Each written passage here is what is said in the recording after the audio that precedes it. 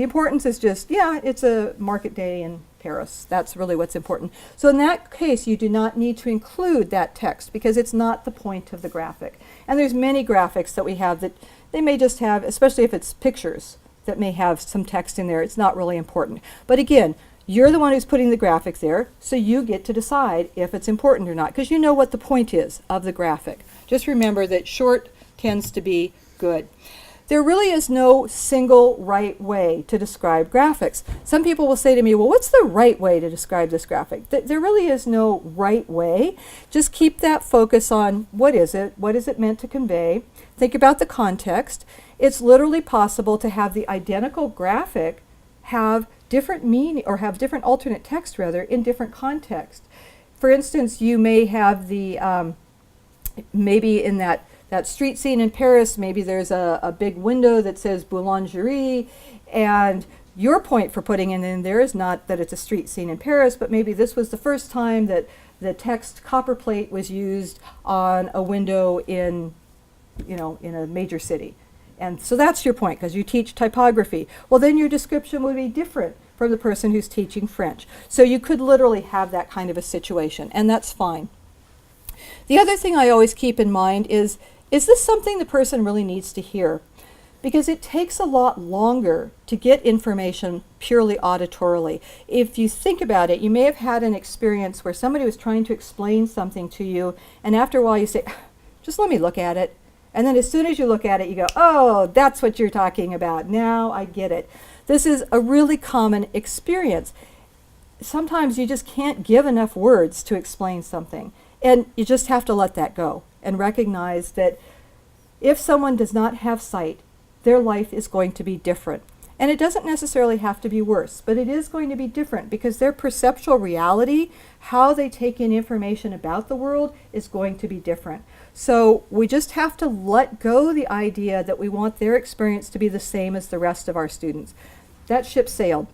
We can't do that for them. We can't give them back their vision. Their experience will be different, but what's incumbent on us as the creators of these materials is to give them the information they need. It's not going to be the same experience, so we have to let that go.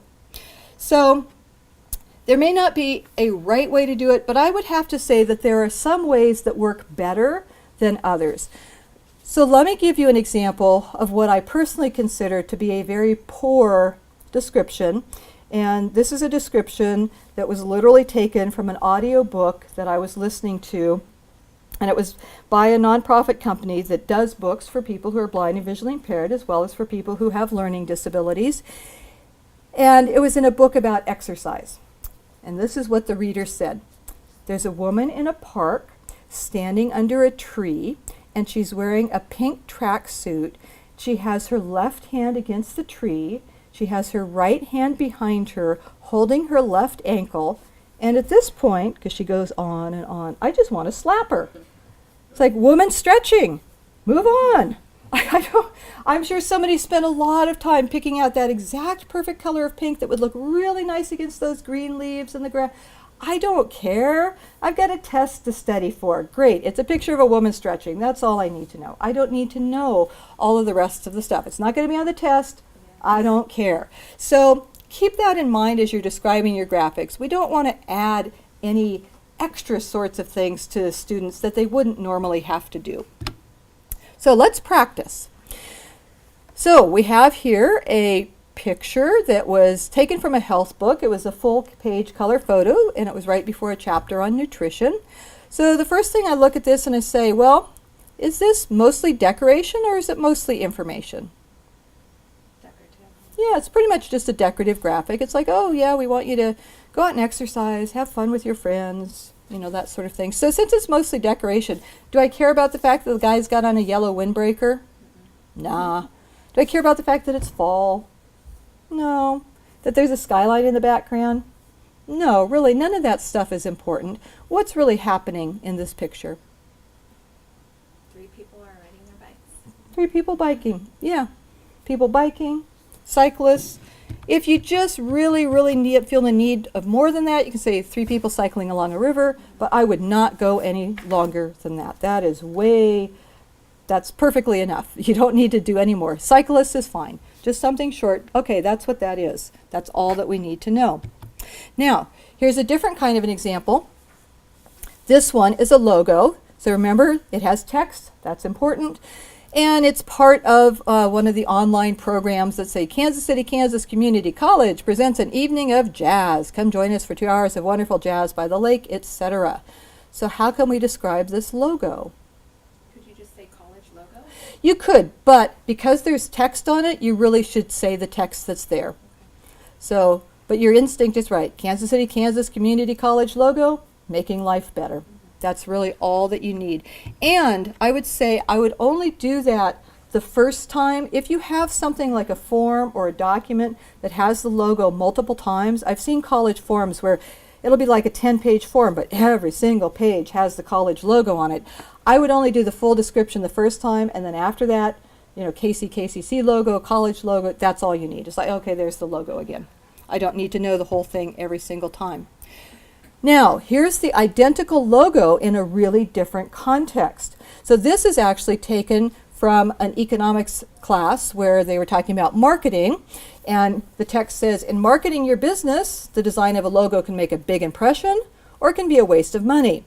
The logo needs to be attractive but not dominate other information presented along with the logo. In the example below, what catches your attention? Now be careful. There's a trick here. What you don't want to do is answer that question, because this is an exercise for the student to do. So you don't want to get sucked into giving your opinion. You don't want to talk about it's pretty or anything like that.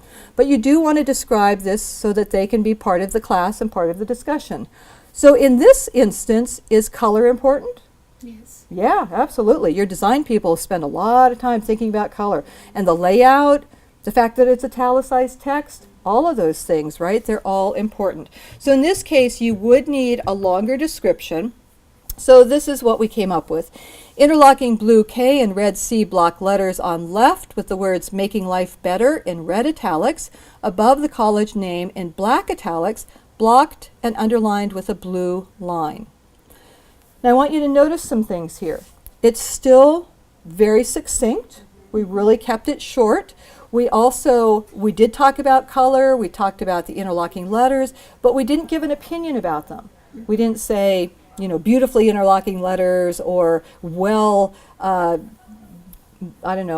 out or, you know, whatever. We didn't apply any sort of opinion to it. We just stuck with the facts and just made it very concrete, which is really what you want to do when you're describing your graphics. And this is very long for a description, because it's an activity, it's an exercise, but most of them should, again, be very, very short. So, just to be clear, as the document creators, as the course creators, your job is access, which is just a brief description, a brief label, really, of what this is.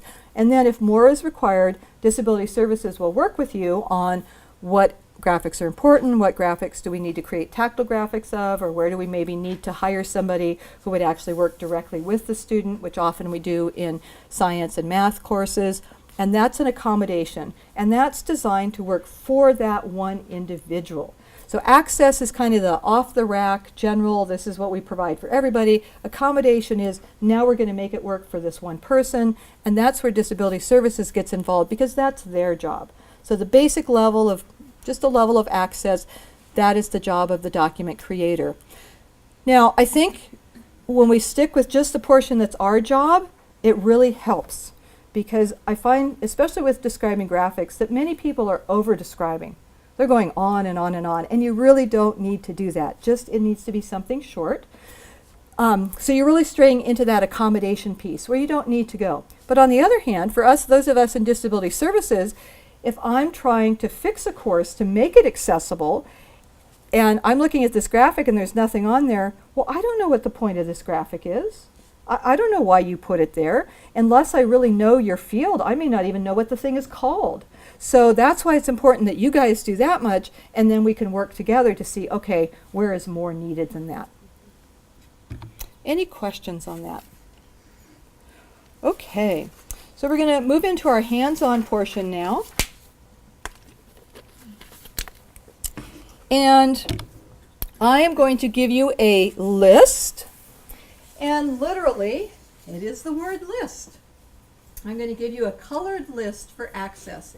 L is for links, I is for images, S is for structure, T is for table. And it's a colored list because I want to remind you to always watch your color contrast. So in this example here, this blue on blue looks very pretty, but it's not very readable. The yellow, much better, much more readable. But the white is very readable. In the terminology of design, we would say the white pops. And it means it has very strong contrast between the foreground color and the background color. And that's what we always want to pay attention to if we use color. Now this is particularly important on PowerPoint because you can get your colors way off on PowerPoint. In fact, embarrassingly, there was somebody who asked recently to be able to present 15 minutes before I presented, and I said, sure, that's fine. And then they came up with a PowerPoint slide deck that had red text on a black background. Ooh. It was so not readable past the first row. So one of the things that I would really encourage you, and I love PowerPoint, I use it all the time, but I'd really encourage you, look at your own PowerPoints, project them on the screen, stand at the back of the room and see how readable is that. Because the other thing with PowerPoint that we'll find is, I've seen people who stuff 30 lines of information on a PowerPoint. And it's like, really? It's like 12-point font, which is what you want for your handouts, but not what you want on your PowerPoint slides. So it really comes back to good design, just paying attention to readability, recognizing that when you're designing your documents, you're doing it from just a couple feet away. You're sitting in a chair and you've got your monitor there, but that's not how other people are going to be seeing it. So just to give you another example, I was out in the Central Valley doing presentations, and they had this really cute idea. It was called Stall News, like S-T-A-L-L News, and it was on the back of the stalls in the washroom. And it had different things about health, visit your health services for this or that. Really clever idea, because you're kind of captive there for a minute or so, so you can read this little thing, but they totally missed a bet because it wasn't big enough to read No. from 4.5 feet away. It was fine when you got up, within 18 inches of it, but who's going to, be leaving the stall and then stop and read the back? No, that's not happening. So again, you have to think about how are these things going to be presented and think about appropriateness for how it's going to be viewed. So that's really what we're talking about here. Same thing with color contrast. Just think about how is this going to be viewed, and is it really going to work under those viewing conditions? So really important with color. Now, color can be kind of tricky.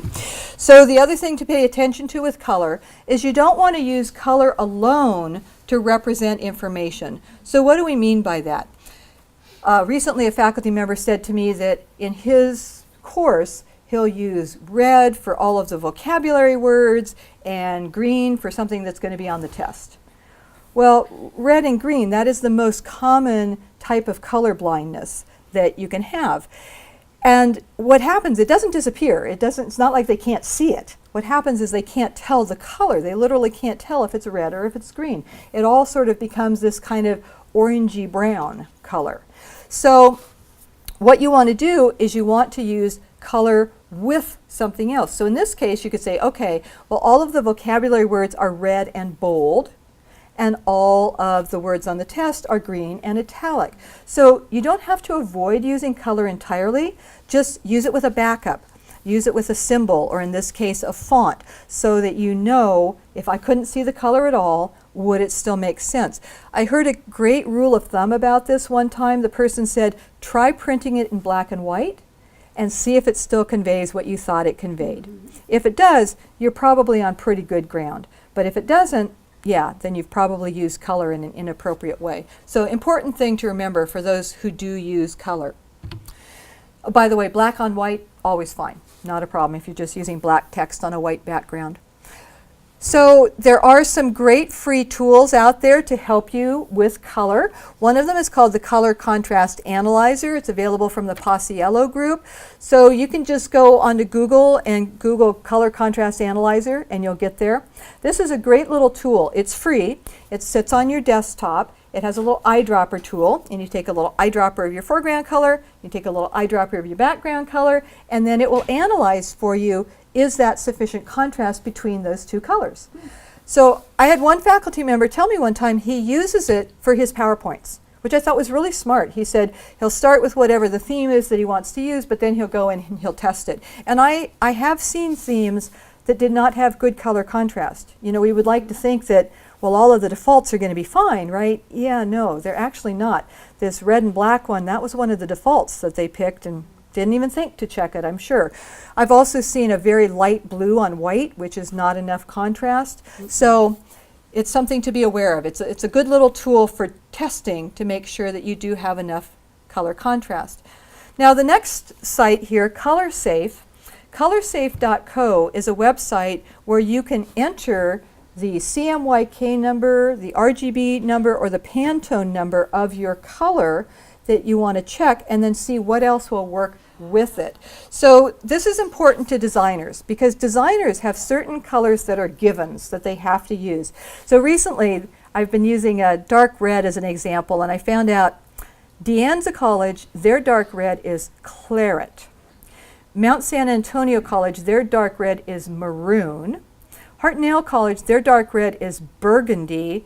And I just heard yours. What is yours? Yours is different because you use dark red here at Sierra College also. Oh, shoot. And I was thinking, oh, good, I got a fourth one. But now I can't remember what the word was that they used. But it's not cardinal. Thank you. It's cardinal. So there you go. And I'm sure your designers who work with those colors, they know precisely the numbers for those colors.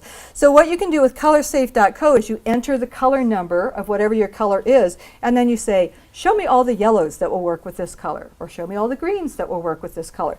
So that way they don't have to do the trial and error. Color Contrast Analyzer is great if you just got a couple colors you want to check, but if you want to check, you know, I'm trying to find a green that'll work with this and I can't find one. Colorsafe.co is really wonderful for that.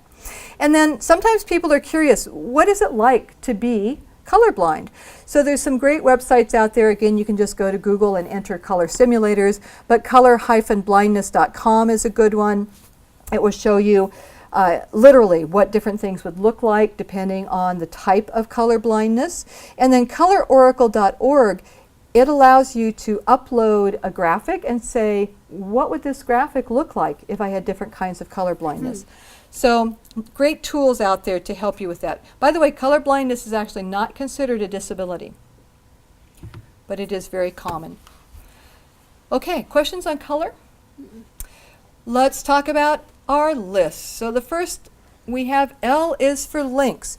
So this is where when you name a hyperlink, so when you're using a hyperlink, you want to give it a descriptive name that will make sense out of context. In other words, I don't have to read the surrounding text to understand what I'm going to get when I click on this link. So we don't want to say click here or read this or this link or for more information. Instead, what am I going to get when I click on that link?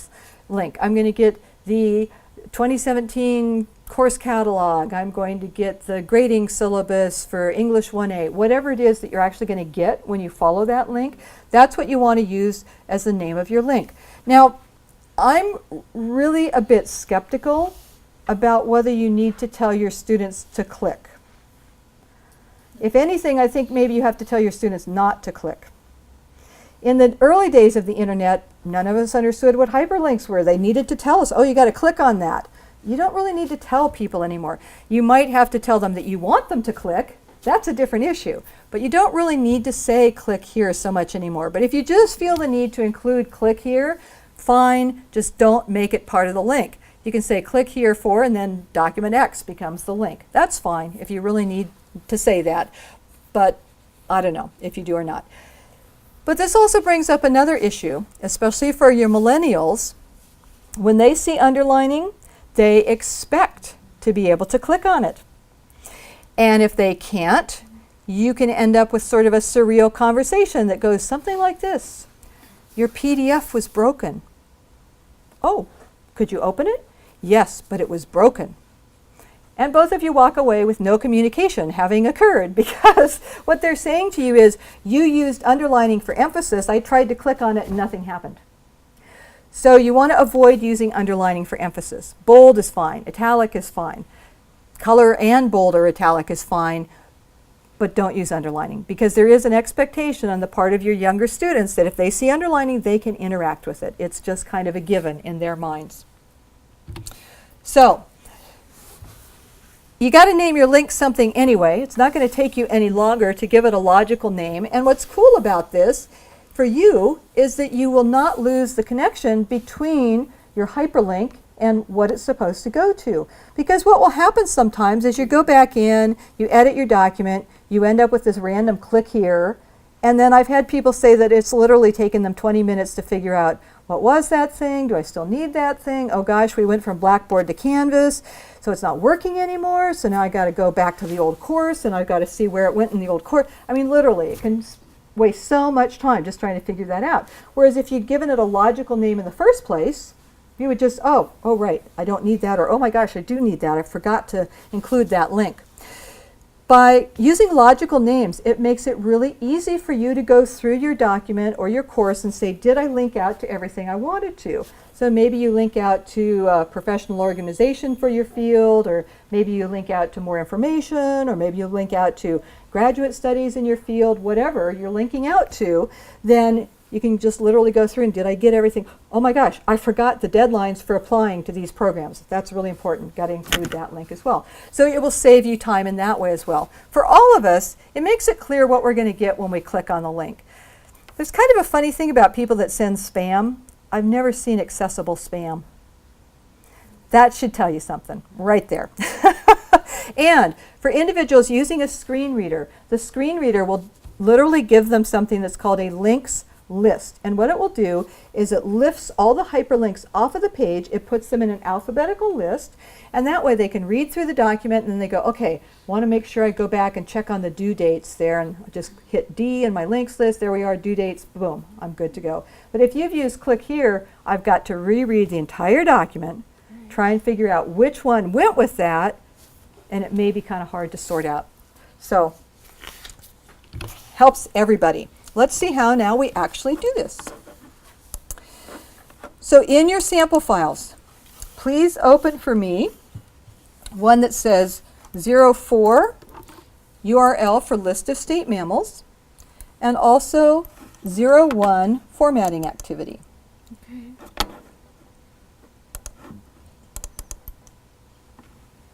Oops, that is the old one. I used these before and I thought I had overwritten my files, but it doesn't look like I did.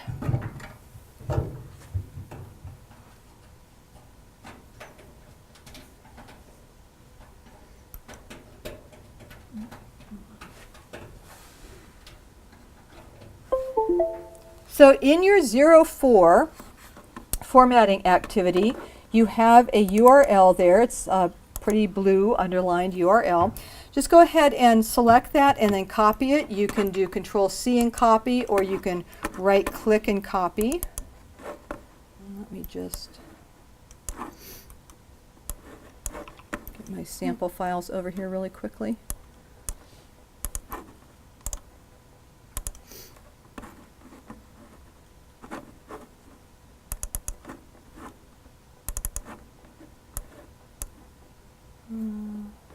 Oh, that's weird. Somehow my sample files are not on here. How did that happen? Maybe I took them. Maybe. Okay. We'll try a different one. I've got 4 flash drives here, so no waiting. Okay. So in your 01 sample file, you should, or rather your 01 formatting activity, you should see a picture of a bear. And right above the picture of the bear, right above his rump actually, you will see a, you will see the words state mammal. So go ahead and select the words state mammal, and wow, that's being very strange. So go ahead and select the word state mammal and then right click on it. Let me get there. And then when you right-click on the word state mammal, you will, you will open your little mini menu and you have the word hyperlink on it. In the address bar, just paste that URL that we just copied, and you can do Control V for paste or right-click and paste and say OK. And now I know that you guys were having some challenges with the internet, but I can show you on mine. When I control click, because it's Word, you have to control click. You can't just click, you have to control click. There you go. There's our list of state mammals. So that's all it takes to make a hyperlink. Now in Canvas, it's the same thing. You'll select your text. You've got a little hyperlink icon. Looks like a little chain, like a link in a chain. Yeah, you'll just use that, enter the URL, and it will be the same thing. Okay. Questions on that? Pretty easy, actually. Just pop this out here.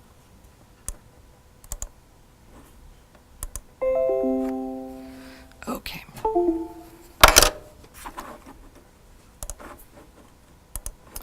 Okay, so your link names should make sense out of context, and then just a reminder not to use underlining for anything other than hyperlinks. So that is our L for links. Any questions on that one? Let's go on and talk about I is for images. So this is where we talked about adding that brief text description or text label on the images. And if your graphic is purely decoration, really keep it short. Keep it super short. You know, if it's an ivy border, just say ivy border. If it's a rose border, just say rose border. I don't care that it's, you know, pink and the leaves are glossy and all of this stuff. Maybe you spent half an hour picking it out. That's great, but I'm sorry, it's not going to translate in text. So just something really, really short. Now, if you get a little more sophisticated, it is actually possible in PDF to push it into the background. And what that does is it literally hides the graphic, and we can do this with decorative graphics. It hides the graphic so the computer won't find them. On the web, you can use quote, quote if you're working in HTML. And somebody in the last class told me that just within the last few weeks now, you do have functionality in Canvas that when you're putting your graphic in, you can mark it as decorative. And if you mark it as decorative, it will just push it into the background, and you do not have to put alternate text on it, because literally the computer won't find it. We put alternate text on things that the computer is going to find because the computer is going to say to the student, image. And then they need to know, well, what is this image? Because if they're looking at your syllabus and they hear image and there's no alternate text on it, then they're going to have to go find one of their sighted friends and go, you know, it's telling me there's an image here, but I don't know what it is. And their friend may say, well, you know, the only thing that I see down here is just this smiley face thing. Could it be that? It's like, oh, geez, I did all that for a smiley face. So, yeah, you can push it into the background, and that's perfectly fine. If it is an informational graphic, then you're going to label it. Just keep it as short as reasonably possible. Now, I actually think that labeling images is kind of a fun group think activity. I like to do it with other people because it's kind of, I don't know, it's sort of fun. It's almost like a game. It's like who can come up with the best description. And I will tell you, full disclosure, I am not the best in my circle of acquaintances at labeling graphics. I have this one friend, oh my goodness, he just nails it every time. And I always think, you know, one of these days, I'm going to get a better description than he does. But hasn't happened in about 2 years now, so probably best not to hold your breath on that. But I think it's kind of fun. And you could even do it as a department. You could say, okay, we have a department lunch coming up. Everybody bring in your graphics. Let's do a group think and describe the graphics and, you know, just play with it, have fun with it. Another thing is that the graphic, the text that's in the graphic, the alternate text in the graphic, now becomes searchable online. So some of you might have used the image search part of Google, and usually the first few images are pretty good, and then, oh my goodness, it's like, really? What is this thing? Well, usually the first ones have alternate text on them. So they know what they are, so they end up first in that search. After that, they're kind of looking at, well, we see this text on the web page, so maybe this has something to do with it. We don't really know. So it's that kind of thing, where having the text now, it gives you a better ability to search. Now, the text sometimes appears on mouse over. I'm not quite sure what's going on with that. I tried this earlier today and it was not appearing in PDF, and it always has before. So I don't know if something has changed about that. It was kind of I was very surprised. I was expecting it to appear on mouse over and it did not. So I need to look into that. I will have to say sometimes it appears on mouse over. It also lets you reinforce vocabulary for the person who's reading the alternate text, and as I mentioned, it gives you a higher hit on Google. So how do we actually do this? In our Word document, we have the picture of our bear. So we're going to right click rather on our bear, and that will take us in our mini menu to the option for Format Picture. It's down at the bottom, and how you get there is going to actually vary depending on the version of Word that you have. It's also a little bit different, I think, on the Mac. So it will depend a little bit how you get to this, the Format Picture choice. So on the current version of Word on the PC, you right click, it opens your Format Picture pane. We want to go to Layout and Properties, which is the square with the little white four-headed arrow in it. And then we have a little arrow next to Alt Text, open out Alt Text. Now, this is the hardest thing I'm going to teach you. Ignore title. Okay. Just ignore it. There was a move that they were going to do a particular way of working with graphics in HTML, and then it kind of shifted, and then it shifted again. So what's ended up happening is that title field is not supported by all the browsers, so just ignore it. And you'll find all kinds of information and misinformation about this online. Just ignore that. Where you want to put your description is where it says description. That's all that you need to do. So, we have a bear. Anybody know what he is? Brown bear. He's actually a grizzly. Grizzly bear. He's a grizzly bear. So you can say grizzly bear. You can say California grizzly bear because he is actually our California grizzly bear. Do you have to write out California, or can you put CA? It's better actually to write it out. Okay. And the reason is that screen readers vary with what they do with abbreviations. Now, they do tend to prioritize using two-letter abbreviations as the state codes, which is both a good thing and a not a good thing. I have a friend who uses a screen reader, and he's a great fan of John le Carré novels, who writes spy novels. And he said he was reading this one book, and it said it probably took him about the first 70 pages before he finally figured out what an Alaska 47 was. AK-47. And people who teach chemistry have to be careful their students don't hear about Colorado too. CO2. CO2. So yeah, so it can be, the acronyms can be problematic. Better to write it out. But you don't need to use complete sentences. And again, you don't need to say picture of, drawing of. You don't need to say any of that. Now, this is the second hardest thing that I'm going to teach you today. There's no save. No, I saw that. There's no okay. I actually had a faculty member tell me that she literally spent over an hour. She went into the help. She went into the online help. She searched all over the internet to try and find out how to save this. It auto-saves. You don't have to click save. It will just be there. So if I click out of this and then I go back into my bear and my alternate text, yep, it's still there. The other thing that you need to know about this window is there's no spell check. No spell check. So I have in the past ended up with a California grizzly beer, a California grizzly brar. I think I even ended up with a other kind of bear one time accidentally. So just know that if you are concerned about spelling, you might want to type it out in a Word document and then copy and paste it into there. You can paste into there if you're concerned about your spelling, but yes. So when it comes to saving, Mhm. if you close this, you can hit don't save, edits. It won't prompt you to save. Or does the alt text save when you save the full document? It will save when you save the full document. Okay, so you do want to save the document. The document itself, yes, definitely. Okay. Definitely, yeah. But you don't have to save in this particular window. Okay. Okay, so I'm going to scroll down a little bit. And we have our California poppies down here. And now, when I mouse over my poppies, whoa, what is all of that stuff there? Well, what you're seeing there with the text on the screen, www.google.com/blah, blah, blah, blah, blah, that is the website that I went to copy this picture. And this will happen sometimes. If you copy a graphic from the internet and put it into a document or onto your course or your web page, you can have the hyperlink to that page lurking in there, and you don't even really realize it's there. But if I control click this, it will take me to that site. So you want to be careful of that, because you can accidentally have a situation where your student clicks on something and boom, they're out of your course and now they're somewhere totally different. So we want to get rid of that. So how do we get rid of that? So I'm going to right click, and notice this time when I right click, there's a choice for remove hyperlink. Oh. So if you see remove hyperlink, choose that, because you will only see that if there is a hyperlink on the graphic. So the moral there is, if you see remove hyperlink, use remove hyperlink.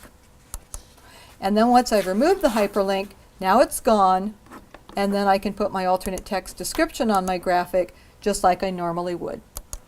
So I'm just going to say California poppies. And there we go. A couple other things with graphics. You want to place your graphics in line with the text. So what does that mean? Well, when you paste your graphic, or if you place your graphic, either way, it will automatically come in line with the text, which means that it is embedded into the text as part of the regular text flow. It will move along with the text. The way to keep it that way is to not wrap text around it. If you wrap text around your graphic, then it will no longer be embedded in the text. Now it's like it's floating on a layer above the text. Other programs are not really sure what to do with extra layers. PDF doesn't know quite what to do with it. Other programs don't know quite what to do with it. So you need to keep it embedded in the text. Kind of toward the end, I'm going to show you a way you can get that visual look of having text next to your graphic. Some people like that, to have things side by side like that. I will show you how you can do that and not cause problems with accessibility, but you want to embed that graphic in the text. In the latest version of Word, the 2016 or 2017 rather version of Word, it is going to have an auto feature where it will try to put alternate text on your graphics for you. Now, that sort of sounds like a cool idea on the face of it until you think about, this is Microsoft trying to describe your graphics for you. You need to check it. So even if you're using that feature, it's a good idea to check it and make sure that it's really saying what you want it to say. The other thing to be careful of is sometimes when you bring in a graphic from the internet, it will take the URL and it'll put the URL as the alternate text on the graphic. So that rather than leaving it as a clickable link, sometimes it sticks that in your alt text field. So again, you want to get rid of that and put something in there that's more meaningful. Okay, I think that was it for images. So for your images, add alternate text, just a brief label, doesn't have to be a super long description. If you copied the graphic from the internet, watch out for those hyperlinks that can be lurking in there and hiding where you don't want them to be. Place your images in line, and remember, if your images have text in them that's important, you want to include that text in the alt text as needed. Now, I want to say one other thing about images here. Sometimes people will build their own images. They may, take a whole lot of things and put them together to create an image, and that's fine. But what I would suggest that you do, rather than building that in your PowerPoint or in your document that you're working on that you want to provide for your students, do it in another document and then flatten it. So you can flatten it, it depends on what you're using, but if you're using Illustrator or Photoshop, just flatten it before you place the graphic. If you're doing it in Word or PowerPoint or Excel, rather than just grouping it and bringing it in, literally use your snipping tool or use Snagit, a program like that, to take a screenshot of it. and then place your screenshot. Snagit's a little bit better, and Suzanne said earlier that I guess here in this lab, the professional development lab, they are going to get copies of it for you so that you'll have that. Snagit does some other really nice things, and no, I'm not paid by the company. Snagit also, it's really nice for those of us who teach computer programs, because when I have menus open, different levels of menus, if you hit Alt Print Screen, it closes the menus on you. As soon as you hit the Alt key, it closes the menus. So there's no way to actually show that by using your snipping tool or by using your Alt Print Screen. But with Snagit, it does something called a time delay, and so you can literally get it to keep it up there. The snipping tool kind of does something like that, but it doesn't do it anywhere nearly as well. Snagit also lets you grab frames out of videos, so it's really very handy tool. But you want the image to be all one thing without having discrete parts that the screen reader can interact with. The problem is that if you've got, say, a complex graphic, it's got some text in it, it's got some arrows, it's got all these different things going on, the screen reader will read the text, but it won't make any sense. So that's why if you flatten it so it's just a graphic, it's just a flat graphic, then you can put your alternate text description on it, and that will be better for the way that it interacts with the screen reader. I have a question concerning Publisher. Uh-huh. Are you able to insert alt text similarly Mm-hmm. for those images? You can. And as far as wrapping the text there, since that's It's in different. its own text box, Yeah. it doesn't. It's different. So Publisher, InDesign, those programs where they're really based on the text box idea, the whole thing is you draw areas and then you type inside them or stick graphics inside them. All of those sorts of programs, you have an extra step that you have to do for accessibility, which is that you have to anchor it all into the page. Otherwise, when you take it out to PDF, it doesn't know where to put it, honestly. It kind of tries to keep it looking like the page, but it's really not sure what the reading order is meant to be. So you have to predefine the reading order before you take it out to PDF. And that's true of InDesign as well. So it's got a few extra steps. It's not hard, it's just a slightly different workflow. Okay, any other questions on images? Okay, so we've done L for links, I for images. Now we're going to go on. S is for structure, and in Word especially, S is for styles. So this is all about providing good structure in your document so it makes sense. Really, a lot of it is just good design, doing things in a way that make them easy to follow, make them easy to work with. And in particular, your styles, there's two primary styles that we want to work with. We want to work with our heading styles, and we want to work with our various list styles. So your headings, always on your document, your very first heading is going to be a heading 1. So think about that as the title of the document. Those of you who are working inside of Canvas, there is a place at the top that you put the title of your page. That is a heading 1. It has predefined that for you as a heading 1, which is why if you look in the Canvas paragraphs where you can apply styles, it doesn't give you a heading 1. And that's why, because it's already done that for you. And literally, that's the only heading you have to use is the heading 1. After that, it's up to you. But if you are going to use additional headings, so you've got your primary heading, and then you've got subsections, so you might have a heading 2, a heading 3, etc. As you're going down the numbers from 1, 2, 3, you don't want to skip. You don't want to go from 1 to 3, for instance. So you need to have a heading 1, a heading 2, then maybe a heading 3, maybe another heading 2, maybe another heading 3. But as you're going down, you do it in numerical order. That's called nesting. And the issue there for the screen reader user is as they're going through the headings, the screen reader is keeping track, and it's looking, and it's saying, okay, I did the heading 1. Oops, now I'm on a heading 3. Where'd the heading 2 go?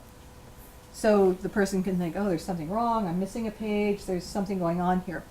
So it's important to use them in order. Now, typically in Word, the excuse that I'm given for people not doing them in order is, I don't like the way that one looks in the style. And I'm going to show you how to fix that. So you can make them look how you want them to look, and it doesn't matter that they look a different way originally. You can fix it so it's how you want it to be. Lists, bulleted lists, and numbered list styles are important. Excuse me. The reason that the list styles are important is because when the screen reader comes to the list style, It's going to announce to the person, we've got a list, and the list has 5 items or 4 items or whatever it might be. So the person knows, oh, okay, all of these things go together as part of this list. Now, people sometimes will think, well, I put a number on it or I put a bullet on it, isn't that good enough? No, it's really not. It actually needs to be called a list style. If I just put a bullet next to it, or if I just put a number next to it, I've changed the formatting, but I haven't actually changed the style. And as we get into the styles and we take a look at that, you'll see what I mean. You need to literally change the name of it to list. This is one thing, I know in InDesign you have to build your own list style. I'm not sure in Publisher whether you have list styles built in or not. I know you have heading styles built in, because all programs have heading styles built in. But you might have to construct your own list style, and you would just name it list, whatever, list bullet, list number, whatever it would be. Now, for structure, we do not want to use text boxes. And if you don't know what a text box is, that's good, because that means you're not using them. Text boxes are literally where you draw a box and then you start typing inside of the box. Now this is different from PowerPoint. PowerPoint gives you a box to type in, and that's fine, but if you're drawing your own boxes in PowerPoint, that's a problem, because it doesn't know what to do with the ones you draw. It understands what to do with the ones it draws itself. So the problem with text boxes are twofold. Sometimes the screen readers just don't even see the text box. It's like it's totally invisible. So whatever that super important information was that you put in that text box, yeah, no, it's gone. Don't even see it. Or the other thing that can happen is that occasionally text boxes will do what's called trapping the focus. And the student hears the text box, and then they hear the text box, and then they hear the text box. Anybody see where I'm going with this? And then they hear the text box. It literally traps them in there, and that's all they will hear again and again and again. And usually after the second or third time they realize, uh-oh, something's wrong here. Sometimes they can get the focus back by shutting down Word. Sometimes they have to reboot their computers. Oh my goodness. Yeah, not fun. So text boxes are kind of evil, so we just want to avoid using text boxes. Styles. I cannot say enough about how much easier your life will be once you learn to use styles. In the beginning, it's maybe a little bit non-intuitive, it is a little bit of extra work, but once you kind of figure it out, you'll be amazed at how much time it saves you. Saves you a huge amount of time when you want to change things, when you want to edit things. Navigating through your document just becomes like instantaneous. It's so easy. Even rearranging sections in your document. Now, I come from a time, I have pretty silver sparkles in my hair. That's what I was told in LA. Those are pretty silver sparkles. That's not gray. So back in my day, when we talked about cutting and pasting, we were quite literal. We would literally cut things apart, move them around, although it wasn't pasting, it was taping usually. So we'd cut them, we would tape them back together, and then we would retype the entire thing on an old-fashioned typewriter. So my brain still works that way, where I'll look at a section and I'll see, oh, this really would flow better if I talk about this first. So I'll want to rearrange things. You can literally, in the navigation pane, and I'll show you how to do this, you just click and drag, and the entire subhead and everything that was underneath it will get moved in one easy movement. And it will not lose the graphics, which is pretty cool for anybody who works with graphics in Word. And automatic table of contents. And that is fully automatic. You make changes later, you just go back and right click on it and say update, including if you made changes to any of the headings, it will update those as well. Huge, huge time saver, because if you've ever had to do a manual table of contents, you know it's a pain. It is really a pain. I've even seen it done wrong in books that are commercially printed. It's like, oh, clearly you forgot that the last thing you do is your table of contents, not earlier on. So makes it super easy in Word. And it improves readability and navigation for all of us, but especially for people using screen readers, because they can literally tell their screen reader to go from heading to heading to heading.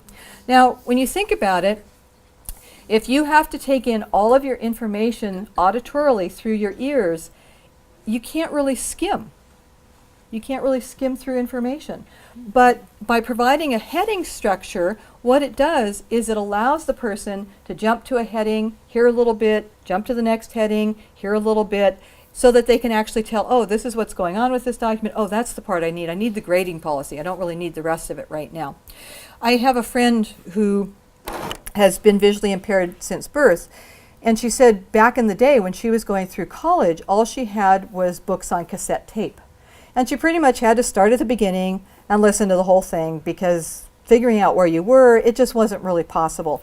And then more recently, she took a class for professional development, and she was able to get an accessible document. And she said, you know, it was so amazing. She said, I could go through, I checked out the headings, I could skim and read a little bit of the text. And she said, you know, all that stuff they teach you about studying, skimming through the text, taking a look at the book, all that's really useful. And she said, for the first time in my life, I was able to actually study, as opposed to just listening through it once and going on, but to actually go back and study. So that's the value of what you're doing for your student. And it's a win for you as well. So what are headings? If you haven't really used headings before or thought about headings, most people kind of instinctively do it because we see them all the time in books. So for instance, heading 1 might be a chapter title, and then you may have a subtitle or a subheading of some sort, and they just sort of go down, heading 2, 3, 4, etc. For accessibility, every document has to have a heading 1. Others, not necessary. Nice for structure though, but for every document at least has a heading 1. So here's another example of how you might use headings for your syllabus. So in this case, our heading 1 is centered, and it's black and bold, so it's right up there at the top in the middle. In this example, our heading 2s are blue, and they're all uppercase. And then our heading 3s are upper and lowercase and indented. So that gives you a sense of how, you know, your heading 1 for the whole document, then you have your different topics as heading 2s, and then under this one heading 2, we have some related things that are our heading 3s. So that's the way that you might use headings in your syllabus. So in general, when you're doing documents for students, we recommend that you focus on about 11 to 12 point font size is good. Now, when I said this, somebody thought that I meant do absolutely everything on campus in 11, 12 point font. You kind of can't really do that. Your course catalog, things like that that are already many, many pages long, you're not going to switch to 11 or 12 point font on that. They'd be 500 or 600 pages long. That would be very unwieldy. That's why it's nice to have electronic backups, because then you can provide the electronic text to students and they can make it whatever size they want. But I'm talking about the handouts that you give students in class, that kind of thing. So keep a reasonable font size. Also, if you're providing documents or anything that students are meant to read online, it's best to use your sans serif fonts. So what are those? Your sans serif fonts, they're like Arial, Helvetica, Tahoma, Calibri, which is the default body text font in Word. All of those are sans serif fonts. Sans meaning without. Serifs are all the little fiddly bits and whoop-de-doos that are on all the different letters. Like the R has an ear. I always thought that was kind of cute. The serif on the R is an ear. The reason is that when you print to paper, you are looking at a resolution of approximately 300 dots per inch. But when you are, can't manage to mute my phone completely. So when you're looking at it on the computer screen, you're looking at something that's closer to 72 dots per inch. So it's orders of magnitude less resolution, orders of magnitude less clear. The serifs become so much fuzziness. Same thing with your PowerPoints. Best to use sans serif fonts on your PowerPoints. And when you look in your fonts list, they're all the really straight ones. The ones that, you know, are very spare looking. Those are your sans serif fonts. And by the way, if you ever learn design on paper, it's opposite. When I worked for 8 years in publishing, designing textbooks, and what I learned when I designed textbooks was you use your serif fonts as your body text fonts. That's true on paper, but not on the computer screen. So we want to flip that on the computer screen. We want to avoid using the Enter key for extra spacing. That's where we want more space, so we go Enter, Enter, Enter. Yeah, no, we're not going to do that anymore. The problem with that is that the person who's using a screen reader ends up hearing blank, blank, blank. Very annoying. In fact, I've had people call me and say, what is going on with this document? I keep hearing the word blank. It's like, yeah, the person must have not realized that they just kept hitting the enter key a whole bunch of times. I've also seen people hit it so many times at the end of things that they end up with a whole blank page where they've got, you know, an extra blank page. Yeah, that's because they just kept hitting the enter key. So I'm going to show you how to not have to do that, how we can add spacing both by putting it into the paragraphs, into the styles, and also if you are using the enter key to try and force another page, I'm going to show you how to put in a page break so that you get control over where the page break is going to be.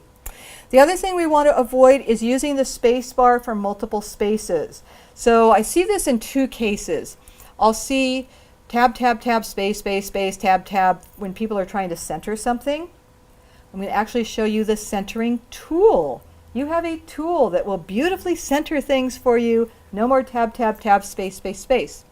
The other time that people will use the space bar is if they want to force a word down to the next line.